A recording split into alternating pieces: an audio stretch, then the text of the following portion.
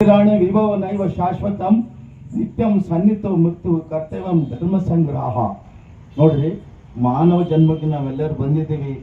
84 ಲಕ್ಷ ಜೀವರಾಶಿಗಳಲ್ಲಿ ತಿರುಗಿ ನಾವೇನಂದ್ರೆ ಈಗ ಮಾನವ ಜನ್ಮಕ್ಕೆ ಬಂದಿದ್ದೀವಿ.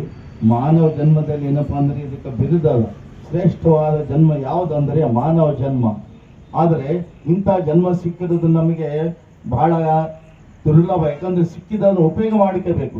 ಯಾಕಂದ್ರೆ ಈ ಜನ್ಮ ಮತ್ತೆ ಮತ್ತೆ ಬರೋದಿಲ್ಲ. ಯಾಕಂದ್ರೆ ಅನಿತ್ಯಾನಿ ಶರೀರಾಣಿ ವಿಭವ ನೈವ ಶಾಶ್ವತಂ ಅಂದ್ರೆ ಇದು ನೀರಿನ ಮೇಲೆ ಗುಳ್ಳಿದ್ದಂಗೆ ಅನಿತ್ಯವಾದದ್ದು ಶರೀರ. ನಾವು ಅನಿತ್ಯವಾದನೇ ನಂಬಿದೀವಿ, ಇದೇ ನಿಜವಂತ ನಾವು ನಂಬಿಕೊಂಡಿದ್ದೀವಿ. ಇದು ಅನಿತ್ಯವಾದದ್ದು, ನೀರಿನ ಮೇಲೆ ಗುರುಳೆ ಇದ್ದಂಗೆ. ಯಾವಾಗ ಅಂದ್ರೆ ಇಲ್ಲಿ ಗಾಳಿ ಹೋದ ತಕ್ಷಣನೇ ನೀರಿನಲ್ಲಿ ನೀರು ಕಲಿತದ, ಗಾಳಿಯಲ್ಲಿ ಗಾಳಿ ಕಲಿತು ಹೋಗ್ಬಿಡ್ತದೆ.